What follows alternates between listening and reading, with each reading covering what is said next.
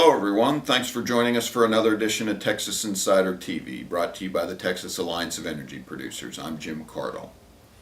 With early voting already having started in Texas and other states across the nation, and with a CBS News poll last week revealing that 41% of Hispanic voters intend to cast their ballot for a Republican, Greg Abbott, in this year's gubernatorial election, the Hispanic vote is underneath the microscope by analysts nationwide.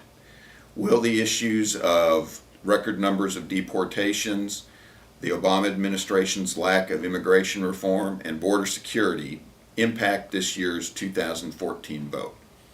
Art Martinez de Vara is the mayor of Von Ormey, Texas, south of San Antonio, and is also the president of the South Texas Partnership of Governments. They on a daily basis deal with immigration, economic issues, and crime, as well as gangs in the South Texas area impact our economy.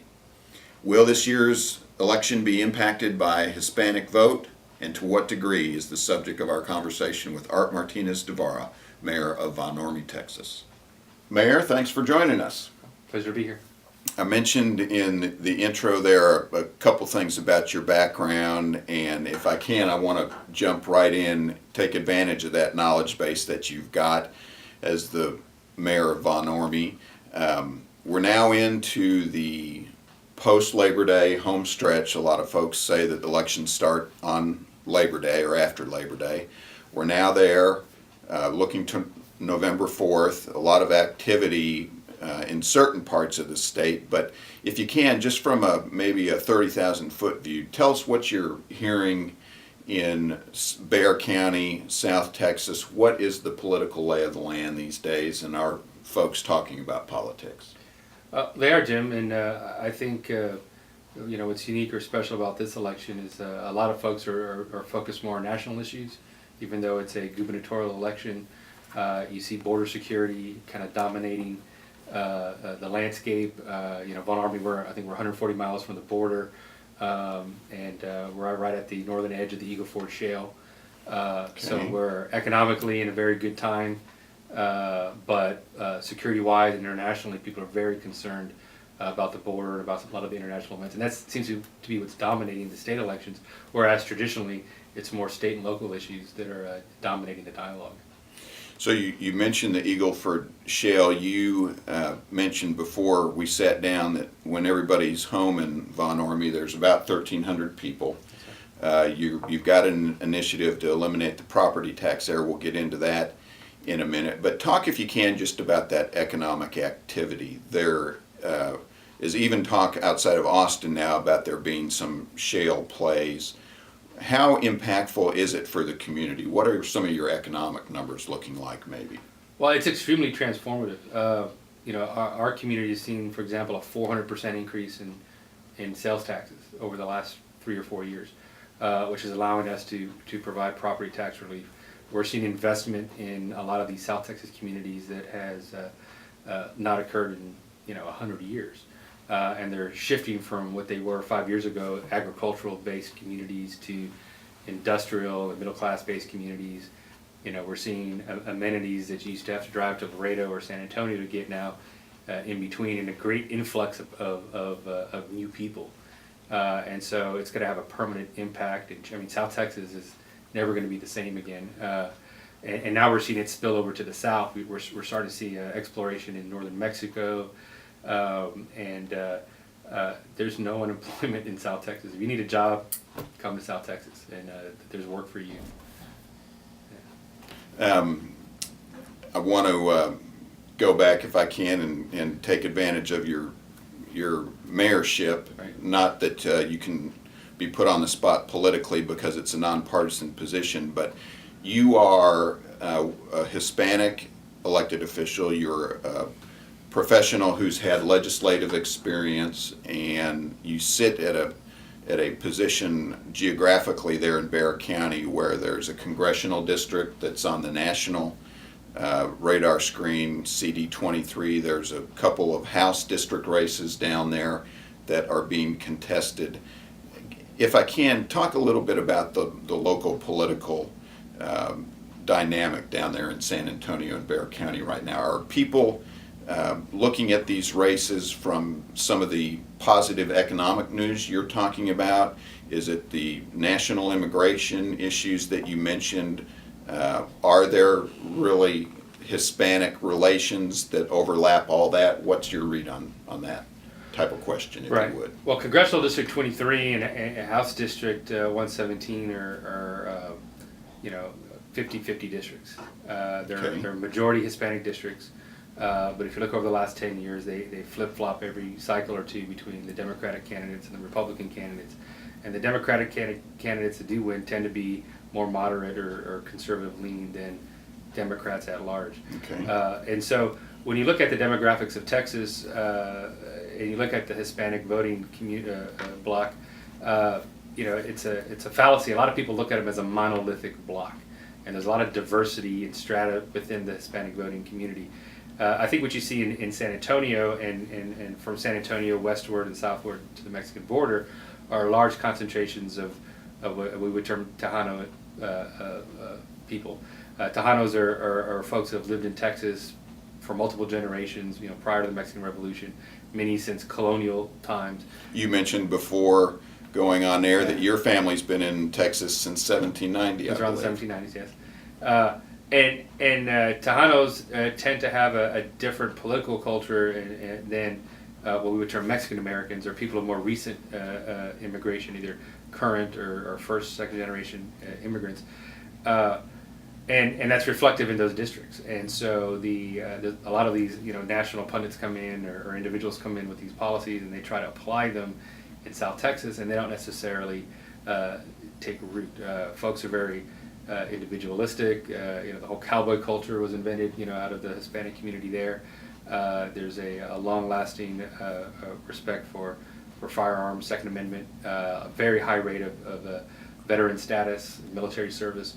And so the dialogue is a little bit different.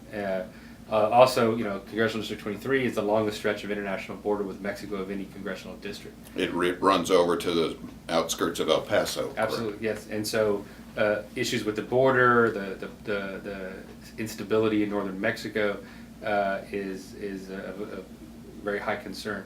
And so, candidates that are strong on border security are talking about ways to fight the drug cartels and infiltration into Texas. I think it resonates with that community. And you even see some of that dialogue now coming from the Democratic side as well as the Republican side. And so they're very unique districts politically, and they don't necessarily follow the rule of thumb of any districts elsewhere. Well, you mentioned immigration. I want to drill down into that for a minute here, but first remind our listeners we're visiting with the Mayor of Von Ormey, Art Martinez de Vara. Mayor, thanks for joining us. In particular, going a little bit further, exactly what you were referring to there a minute ago, there's been a lot of discussion here just in the last couple weeks even about President Obama either doing something on immigration, not doing something. Talk about that whole promise of immigration reform or lack of inaction at this point. How is that impacting the communities that you are responsible to down there? Well, Jim, immigration is a very important issue. It affects the community. The negative effects of illegal immigration affect our communities. We're corridor communities. We deal with all aspects of it. President Obama ran on a promise of taking action on immigration. However, whatever side of the aisle you may fall on, you may have supported that or not supported that. But I think the effect we have now, 6 years into his presidency, is general inaction, which seems to be you seem to be seeing frustration on all sides of the issue, and the action that he has taken has been very limited in scope, and placed people in often more precarious situation. A lot of deportations, I know, have been a concern for the Hispanic community across the South. Deportations are at an all-time high.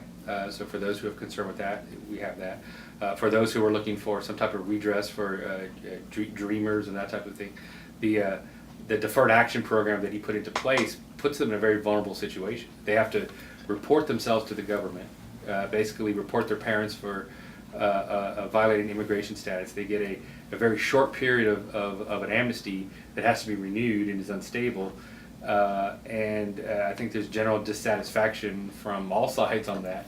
And as far as overhauling of the system, we've seen no action for that. Things such as the visa lottery, which is very or exploits the applicants. Things such as the racial quotas on immigration slots, which I know the Republican Party of Texas has called to end, which is causing a lot of the backlog, hasn't been addressed. We seem to be doing a whole lot of the status quo, and no matter what perspective you fall on this issue, the status quo doesn't work for anybody. Mm-hmm. It doesn't work for the immigrant, it doesn't work for the employers, it doesn't work for the folks looking for law and order, it doesn't work for the folks on the social justice side of the issue. And so, I see it as a lack of attention to the issue and a lack of leadership on the issue, and that's resonating among the voters on both sides of the aisle who want to see action on this issue. It has a great impact in the daily lives of our residents. Speaking of status quo, you mentioned there, I want to get off politics if we can, and talk about your mayor initiatives down there. You are chairman, if I get it correct, of the South Texas Partnership of Governments, made up of all the local city, county, local governments south of San Antonio. And you've recently got an initiative to repeal the property taxes in Von Ormey. It's been picked up both in the Austin papers, the San Antonio papers, some national wires. Talk about that initiative, if you would. What are you proposing, and what are your prospects for it? Okay. Well, Von Ormey is a newly incorporated city. We incorporated in 2008. We're a long-standing community, but we incorporated in 2008 at the height of the recession and before the oil boom. At that point, we made a public goal of eliminating property taxes for various reasons. One, as a rural community, property taxes are very regressive. Many of our folks live on fixed incomes, and property taxes is the single greatest threat to continued home ownership, and the single greatest threat to limiting people's ability to pass what for many of them is their lifetimes of earnings and savings onto the next generation. A lot of people don't, if I can interrupt, Sure. A lot of people don't realize that San Antonio is actually past Dallas now in terms of size and is larger than the Dallas area to be the second largest city in America. But you're experiencing some of that growth there that you're talking about, Absolutely. people coming to better themselves. And Absolutely. We look at the system of property taxation in Texas, and it comes out of the Civil War experience. Okay. So we have this Reconstruction Constitution, and they're looking for an equitable way to distribute taxation. Taxation is necessary. And at that time, as an agrarian state, land ownership is the common denominator of wealth. And so a property tax was the cleanest and most efficient system of taxation. Well, we fast forward 150 years, and no longer is land ownership the common denominator of wealth, it's consumption. And so shifting the burden away from property taxation onto consumption taxes seems to be a more equitable way to distribute taxation in a modern economy or contemporary economy. And so we wanted to take our strides to shift away from that and show that it can be done. The first year we cut taxes by 10%. We were the only taxing jurisdiction in Bexar County to do so. It was the height of the recession. Most folks raised taxes. In doing so, the other thing we did is we eliminated all fees in our community because we looked at ourselves. We're a very small community, and we have to compete with San Antonio for economic development. And we realized that the best way for us to compete is through cutting through the red tape, cutting through all these barriers to starting your business, and it's a work. So we've expanded our business community base, and so we cast a wider net. The oil boom has definitely helped. The oil exploration is not happening in our community. We're north of it, but to get there, from San Antonio, you go through our community, and so we've been able to increase the number of these sticky businesses, restaurants, gas stations, and whatnot, and been able to generate or fund the city primarily off those sorts of revenue. And so for the last 5 years, we've cut property taxes 10% each year. Each year we've grown our budget. Again, we used to call ourselves low tax, no fee city. Hopefully soon we'll be a no tax, no fee city. so is your proposal to flat eliminate property taxes, not reduce it, but eliminate it? Yeah, we're at the point now where we can eliminate it. And even with eliminating taxes this year, we have a 30% increase in overall revenue. Now, of course, this freaks out all of the MPAs and the academically trained public administrators, but you just have to adjust the way you hedge risk is all you do. So, we maintain a whole year of reserves. So should we have a fluctuation in sales tax revenue, we have a year's heads up. We can adjust. We can do things with that.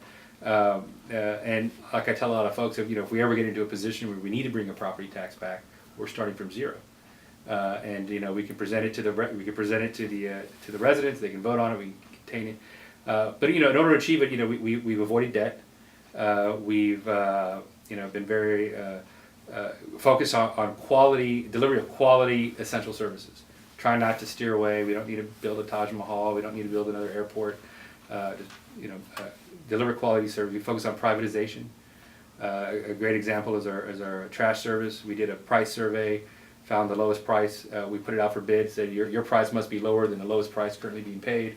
We got a great deal. We added recycling, so we privatized all of that, which also means the city has no legacy costs. We don't have to deal with pension funds. We don't have to worry about the rising costs of various delivery of services. We don't have to go buy a garbage truck for a community of 1,300, where that truck probably can be utilized for 4,500.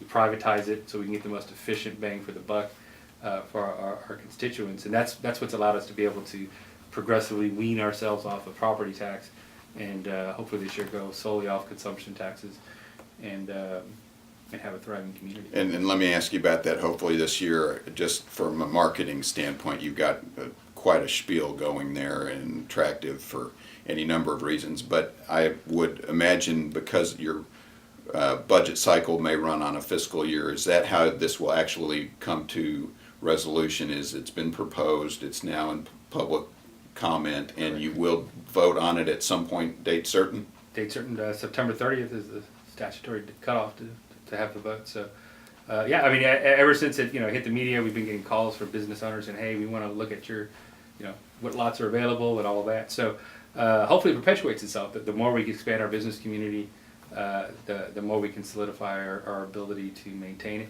And there's other Texas communities that have done it. I mean, I think Stratford near Houston has been a great success story. They eliminated property taxes in 1995. There's a handful of other communities. It just requires creative thought, and I think having the ability to form a new city, 2008, without the baggage and the legacies of others, allowed us to structure our community for the modern economy. And hopefully folks in Austin are listening, and it's definitely going to be a very challenge to convert our state to something similar. But Texans pay some of the highest property taxes of all 50 states. And it's a heavy burden on homeowners and retired folks, and so hopefully we can start a dialogue in Texas and try to find a more modern way to distribute the burden of taxation amongst our residents, and understand that it's two sides of the same coin. We want to have an equitable system of taxation that also requires responsibility from government to spend those monies in an efficient way, so that the burden doesn't have to be as high. Well, speaking of dialogue, I'm going to bring this one to a close. Sounds like you've got plenty of stuff going on down in Von Ormey, south of San Antonio, and we'll let you get down the road, and want to have you back, Mayor, after that September decision on repeal of the property taxes. Thanks for joining us. Thank you, Jim. Again, folks, Mayor Art Martinez de Vara, Mayor of Von Ormey, and a leader in the South Texas Hispanic community and political community nationwide, possibly here with the property tax reform that's gathering. As they say, as goes Texas, so goes the nation. We appreciate you joining us for this edition of Texas Insider TV. We hope you'll come back and join us. Remember, you're either an insider or you're not. I'm Jim Cardle. Thanks for joining us.